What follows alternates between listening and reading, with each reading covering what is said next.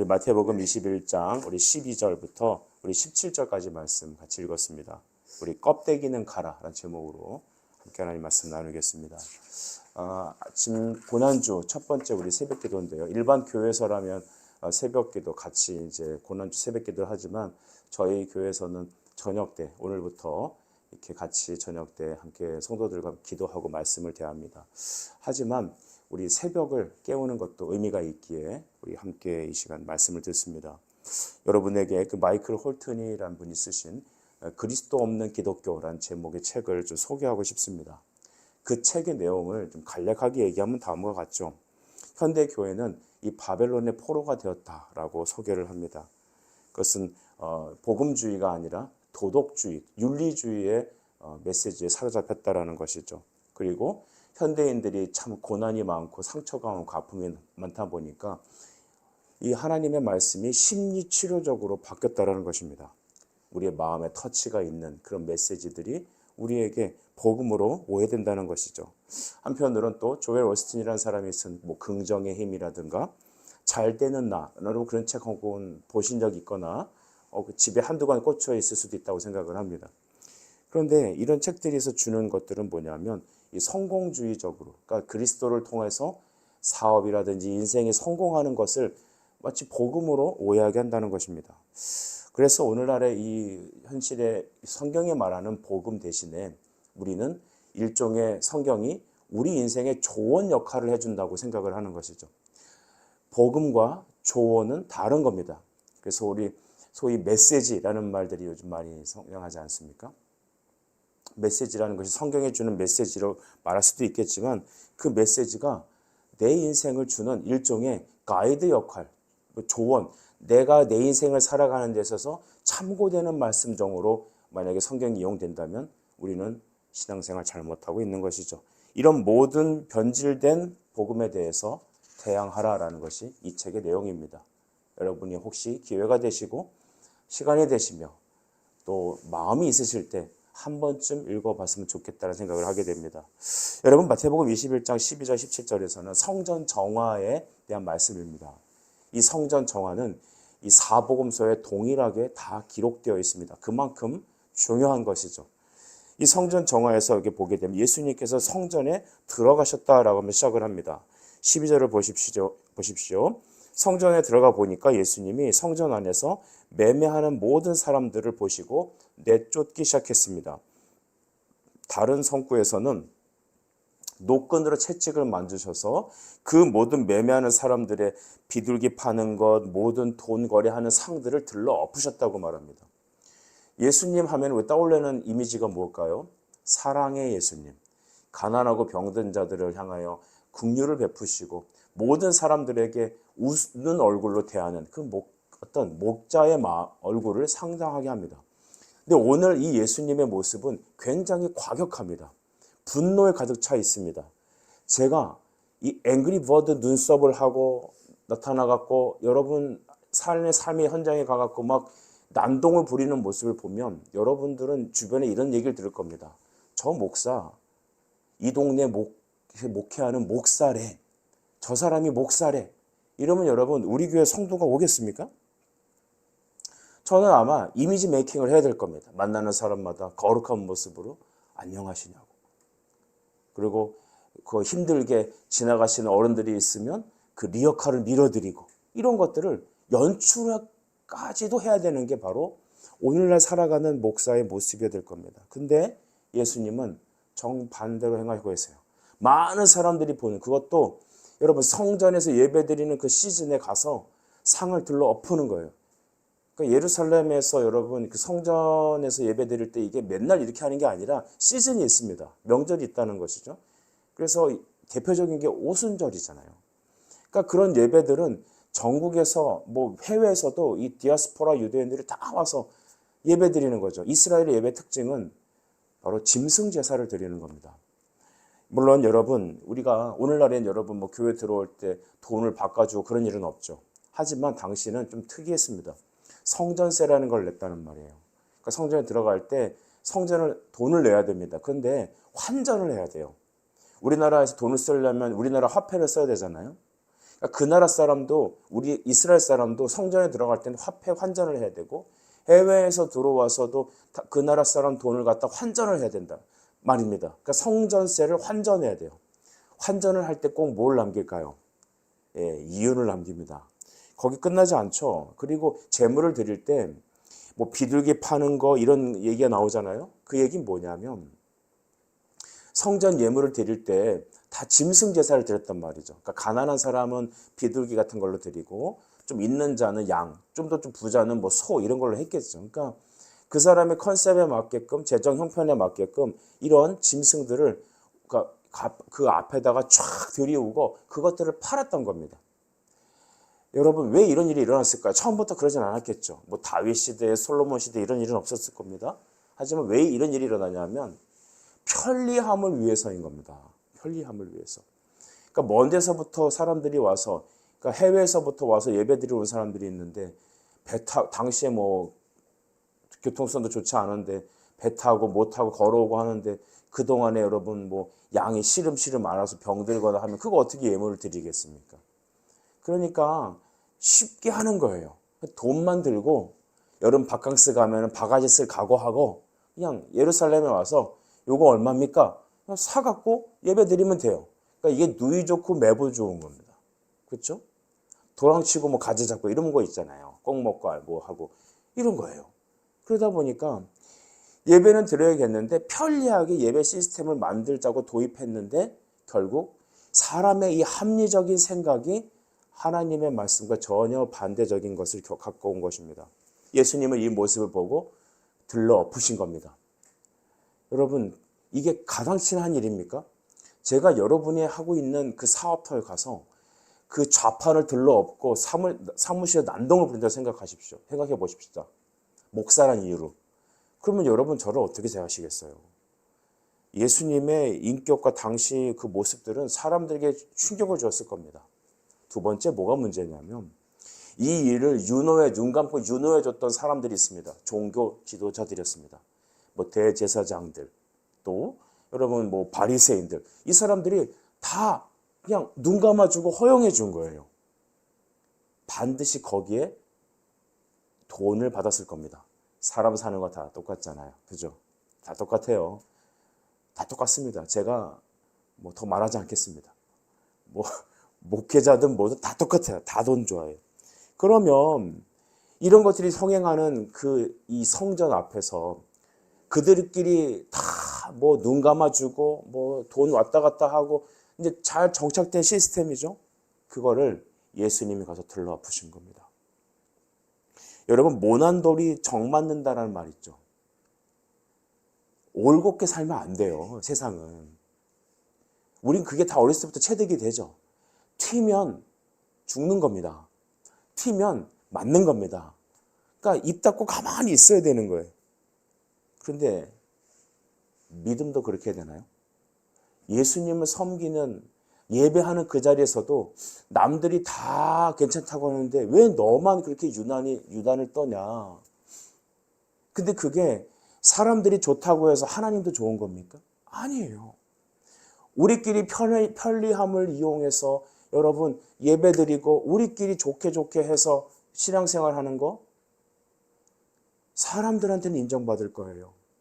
사람들한테는 좋다고 말할 거예요. 인격자로 불릴 겁니다. 하지만 성경은 그렇게 말합니까? 아닙니다. 정말 아닙니다. 그래서 우리가 믿는 이 예수 그리스도를 믿는 섬기는 신앙은 좁은 길을 걷는 겁니다. 좁은 길을 걷는 겁니다. 눈물 없이 갈 수 없는 겁니다. 자기가 부인되지 않고는 주님을 따를 수 없는 길입니다. 사랑하는 여러분, 여러분이 예수님을 정말 섬기고 사랑하고 따르면은 많은 어려움을 겪으실 겁니다. 목회자가 되고 사모되고 하나님을 섬기고 사랑하고 교회에 정말 발을 디디면 디딜수록 여러분은 많은 환경적인, 심정적인 또 애매한 고난들이 찾아올 겁니다. 이것이 감추어진 비밀들이죠. 그렇다고 여러분 이 길을 부인하시겠습니까? 여러분 주님은 여러분을 초청하십니다. 예수님이 하신 행동들을 보십시오. 예수님은 마태복음 23장 13절에 다음과 같은 얘기를 하셨어요. 화 있을진저 외식하는 서기관들과 바리새인들이여, 너희는 천국문을 사람들 앞에서 닫고 너희도 들어가지 않고 들어가려고 하는 자도 들어가지 못하게 하는도다. 저는 이 말씀을 어느 순간 가슴 깊이 새기게 되었습니다. 맞다. 이 목사한 사람이 자기도 하나님 안에 들어가지 않고 신앙 안에 들어가지 않고 다른 사람도 못 들어가게 할 수 있구나. 교회가 예수님을 만나고자 들어온 사람들도 못 들어가게 하고 자기들도 못 들어가게 하는구나. 먼저 믿은 사람들, 목사란 사람들이, 또한 목회자라고 하는 사람들이, 교회 중직이라는 사람들이 이럴 수 있다고 생각을 합니다. 왜냐? 당대 대제사장들과 바리새인들이 그랬습니다. 그들도 예수님을 믿고 하나님을 섬기지 않았습니다. 종교행위는 있었어요. 성전이 있었고 예배가 있었습니다. 하지만 누가 없었습니까? 그리스도가 없었습니다. 교회는 있는데, 기독교는 있는데 기독교의 가장 중요한 십자가가 빠진 겁니다. 왜냐? 사람들이 싫어하기 때문입니다. 편리함 때문입니다. 주님은 그들을 뒤들러 엎으시고 다음과 같은 얘기를 하셨어요. 13절 보시면, 내 집은 기도하는 집이라 일컬음을 받으리라 하였거늘 너희는 강도의 소굴을 만드는도다. 내 집은 기도하는 집이다. 이거 이사야 56장 7절에 나오는 말입니다. 하나님의 집은 예배하는 곳이죠. 교회는 예배하는 곳입니다. 하나님을 섬기는 것입니다. 우리 자신은 하나님을 예배하고 섬기게 존재합니다. 여러분, 자녀들은 죄인입니다. 아멘이시나요? 우리 자식들 죄인입니다. 그들이 예수님을 만나지 않으면 그들은 지옥 백성이 되는 것입니다. 자식 사랑하시죠? 하나님을 예배하는 사람으로 세우십시오. 그리고 너희들은 하나님의 집을 강도의 소굴로 만들었답니다. 강도의 소굴. 예레미야 7장 11절에 나오는 말이잖아요. 하나님의 영광을 가로채는 자들이라는 것입니다. 우리가 하나님의 영광을 가로채는 자들입니다. 당시 여러분, 이 사람들이 장사했을 때가 어느 지역이냐면 성전은 문이 원웨이 한쪽으로 들어가야 되는 거예요. 그러면 들어가면 그 안에는 이방인의 뜰이라는 걸 만들어 놨다는 거예요. 거기서 이방에서 예수를 믿은, 그러니까 이방 출신이 이스라엘 사람이 아닌 다른 나라 타국의 사람들이 하나님을 믿고 경배하기 위해서 그곳에 왔을 때 이스라엘 백성이 아니니까 그 안에 못 들어가니까 이방인들이 말씀을 듣고 예배할 수 있는 그 뜰을 만들어 놓은 거란 말이에요. 근데 그 뜰에서 뭘 한 거예요? 장사를 한 거예요. 장사를. 그러면 그들은 하나님의 뜻을 완전히 어기게 되는 것이죠. 이스라엘 사람들이, 유대주의가 생각하는 이방인들은 상당히 잔인하고 잔혹합니다. 이방인은 지옥에서 땔감 정도로 쓰일 존재들이지. 그러니까 지금도 유대에 가게 되면, 제가 이스라엘 성지순례를 갔다가 피부로 느낀 게 그거예요. 이 사람들은 나를 인격으로 대하지 않아요. 돈을 뜯어먹을 대상으로 봐요. 아주 그게 기분 나빠요. 저는 베니스의 상인에서 그 유대인들의 잔혹함을 드러내는 그 외국인들의 시선을 한편 이해하게 되었습니다. 이 사람들은 외국인을 우리가 장사해서 돈을 뜯어먹을 존재를 생각하지 구원의 대상으로 보지 않습니다. 혈통적인 유대인들만 하나님 백성이라고 생각합니다. 착각합니다. 근데 예수님은 그렇게 생각하지 않죠. 예수님은 여러분, 우리를 이방을 향하여 이스라엘 사람들을 먼저 선택한 이유가 있었습니다. 아브라함을 부르시고 이스라엘을 형성하셔서 이들이 열방의 빛이 되고 그들을 하나님께로 인도하는 그런 견인을 하라고 먼저 부름받은 큰아들이었던 거예요. 근데 이 큰아들 녀석들이 그 역할을 제대로 하지 않죠. 그래서 하나님께서 예수님을 통해서 뭐라고 말하냐면, 이스라엘의 어눌함이, 어리석음이 열방의 구원이 되었다라고 우리 로마서 11장에는 쭉 기록되고 있어요. 여러분, 이스라엘들은 그렇게 얘기했습니다. 예수님은 그래서 성전의 주인 되시고 성전 그 자체이신 예수께서 성전이 있지만 제 기능을 하지 않는 그 예루살렘 성전 앞에 있는 장사치들을 다 들러 엎으시고 그들을 몰아내신 것입니다.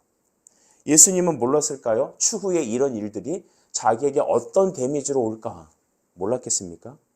아셨어요. 하지만 주님은 섬김을 받으러 오신 분이 아니라 섬기려 하시고 자기 목숨을 많은 사람들의 대성물로 주시기 위하여 그는 이 땅에 오셨습니다. 여러분은 무엇을 구하십니까? 이 땅에서 섬김을 받으시려 하십니까? 우린 예수님의 제자들입니다. 자기를 부인해야 합니다. 신앙생활은 기쁜 거예요. 왜 기쁜지 아세요? 세상에서 인정받고 잘 되니까 기쁜 게 아닙니다. 주님과 함께 걸어가기 때문에 그 십자가 길을 같이 가기 때문에 기쁜 겁니다. 이후에 여러분 이 상을 들러 엎고 했을 때 14절에 예수님께 나왔던 한 무리들이 있죠. 맹인과 전원자들이 성전에서 예수님께 나왔어요. 그러니까 어떻게 했습니까? 고쳐주셨습니다. 여러분도 가난한 마음으로 주님 앞에 나오십시오. 하나님 고쳐주십니다. 네, 고쳐주십니다.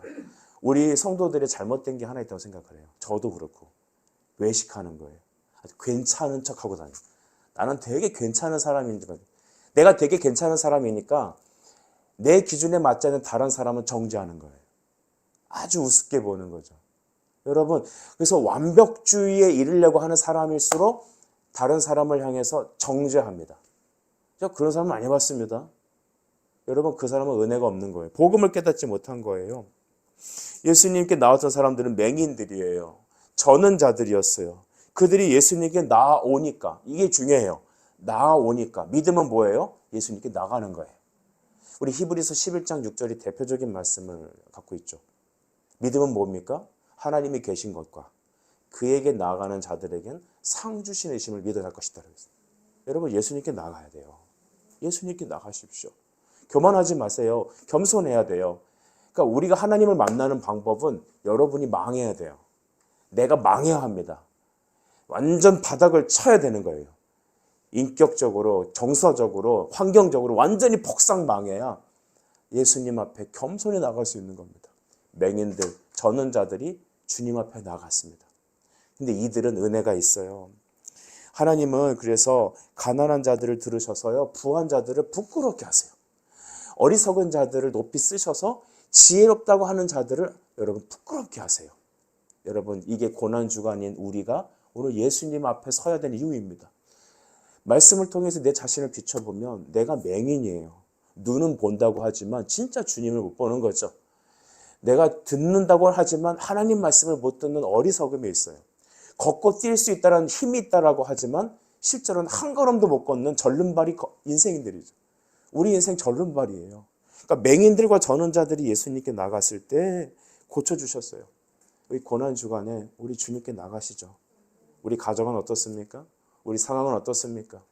여러분 대부분 한 40 정도 사셨죠. 우리 아직 자매님은 40을 못 사셨죠. 예, 좋을 때죠. 여러분 우리 한 40쯤 살았어요. 근데 우리 지난 2년 살아보니까 돌아보니까 맹인이었어요. 전원자였다는 거죠. 그거를 감추지 말란 말입니다. 거룩한 척하지 말란 말입니다. 주님 저 맹인입니다. 저 전원자입니다. 예수님 앞에 나아가면 고침을 받을 수 있다는 마음으로 가셔야 돼요. 주님 저를 고쳐주십시오. 그걸 자꾸 이렇게 메이크업 하니까 가장 가까운 사람한테 욕하는 거예요. 너는 루저야. 너는 안 돼. 나는 너랑 달라. 그러면 여러분이 살면 살수록 여러분의 삶이 비참해질 겁니다. 그러나 내가 맹인 줄 알고 내가 전원자인 줄 알고 예수님께 나아가면 어떻게 된다? 고쳐주시리라는 겁니다. 이 성전에서 제일 어리석은 사람들은 대제사장들과 바리새인들이 있어요. 진짜 어리석은 자들이죠. 여러분 15절에 보십시오. 대제사장들과 서기관들이 예수께서 하시는 이상한 일과 성전에서 소리질러 호산나 다윗의 자손이여 하는 어린이들을 보고 노하셨다라고 했어요.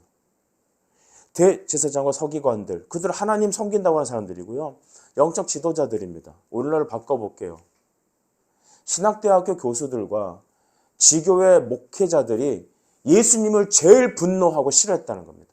예수 말씀 선포하는 걸 제일 끔찍히 싫어했다는 겁니다. 저는 목사로서 이런 걸 정말 많이 경험했습니다.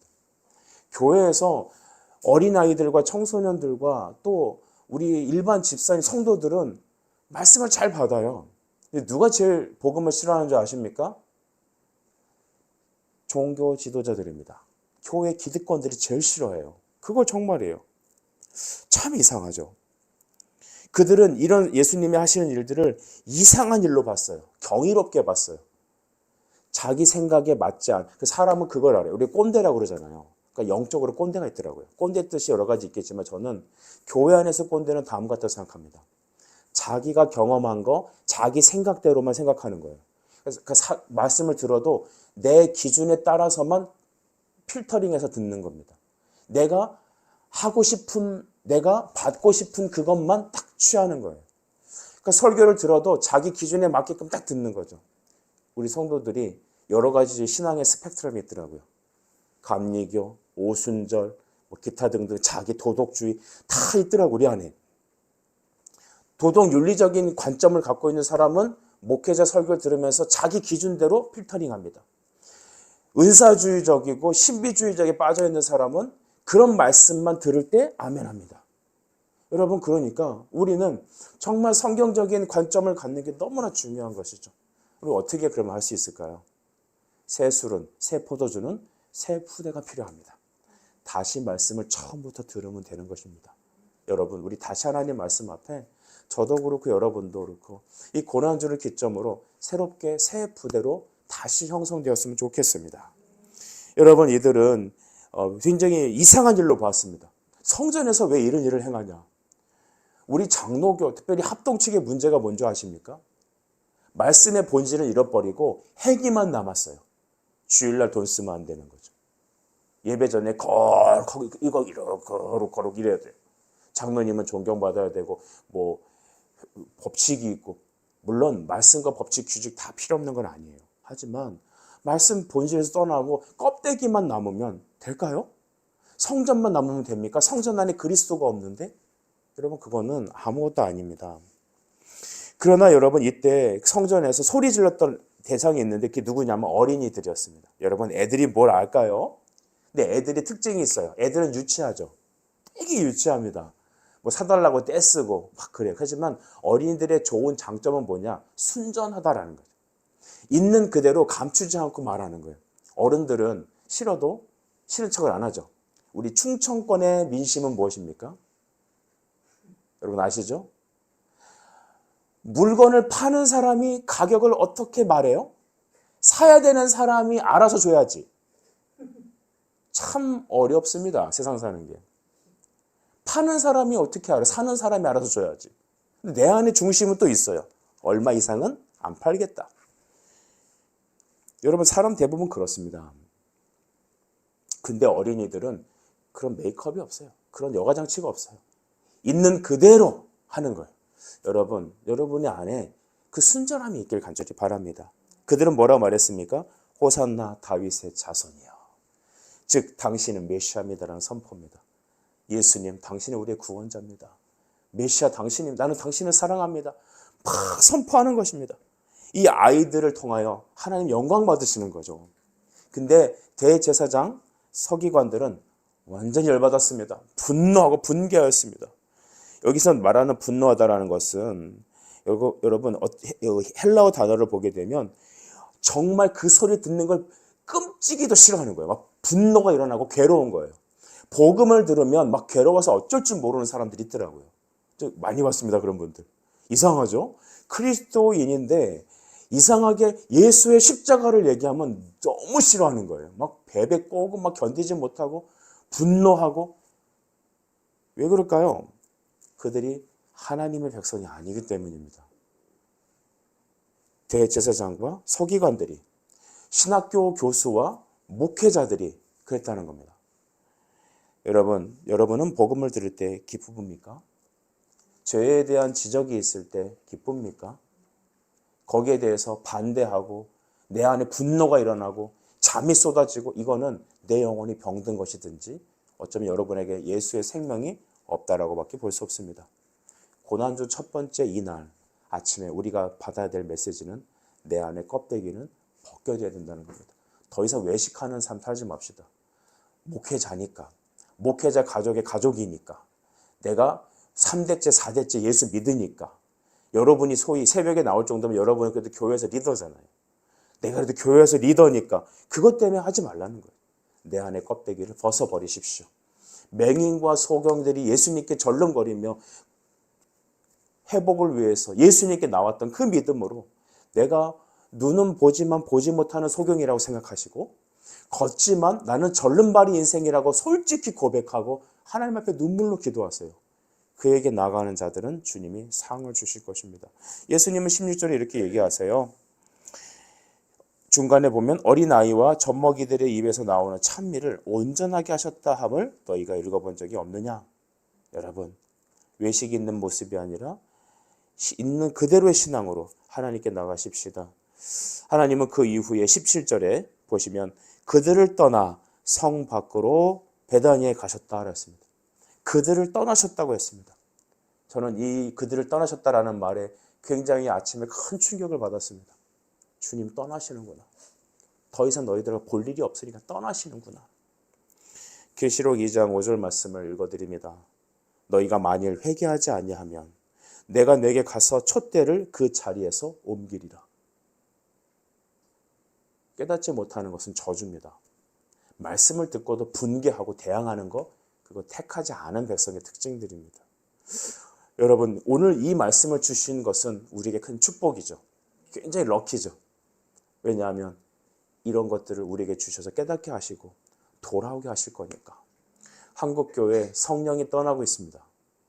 한국교회 더 이상 말씀의 선포가 없으니, 복음이 없으니, 교회는 있는데 그리스도가 없으니, 그 그리스도의 복음이 단순히 메시지로 변화되고 조언으로 바뀌고 성공 전략으로 얘기하고 심리 치료로 얘기해 주니까 마치 TV에서 나오는 어떤 강연처럼 바뀌고 있으니까 교회는 이제 사교 집단으로 전락하는 것 같습니다. 그래서 오늘날 교회는 바벨론의 포로된 교회입니다. 그것에 편승해서 따라가는 목회자들이 인정받고 그런 것들에서 함께 편하게 안식하는 교회를 찾아다니는 것이 오늘의 현실입니다. 풀은 마르고 꽃은 시듭니다. 이 땅의 교회도 마르고 환란에 찬란했던 교회들도 망할 것입니다. 미국의 수종교회는 2013년도인가요? 마지막 예배를 하고 교회가 팔려버렸습니다. 긍정의 힘을 외치던 그 목사님이 설교했던 그 기라성 같은 수종교회 건물은 여러분 더 이상 예배드릴 수 없는 곳으로 바뀌었습니다. 오늘날 대형 교회들 몇백억, 몇천억을 들여서 교회 건물을 지으려고 하는 그것이 우리의 목표가 되면 안 됩니다. 성전은 있는데 성전 대신 그리스도가 없는 그곳은 주님이 말씀하시죠. 회개하지 않으면 촛대를 옮길 거다. 저는 그래서 시편 27편 4절 말씀이 오늘 이 아침에 우리의 기도가 되어야 된다고 생각을 합니다. 내가 여호와께 바라는 한 가지 그것을 구하노니 내가 내 평생에 여호와의 집에 살면서 여호와의 아름다움을 바라보고 그의 성전에서 주님과 의논하며 주님과 교제하며 주님을 날마다 배우는 것이 저의 소원입니다. 여러분의 소원은 그 소원 되길 간절히 바랍니다. 기도하겠습니다. 사랑과 은혜 주님, 이 아침에 우리를 불러주셔서 주를 경외하고 예배하게 하시니 감사합니다. 인터넷을 통하여 말씀을 듣고 하나님 앞에 서려고 하는 성도들이 있음을 압니다. 주님, 동일한 은혜를 부어주십시오. 껍데기가 사라지게 해주세요. 성전 앞에서 그 장사치들을 들러보셨던 예수님의 그 불타는 애통함이 오늘 우리 안에 있게 해주시고 복음과 타협하고 다른 것이 우리 안에 들어오려는 것을 거부하는 우리 안에 그 믿음, 이 고난주 첫 번째 새벽에 허락해 주시옵소서. 예수님의 이름으로 기도드립니다. 아멘.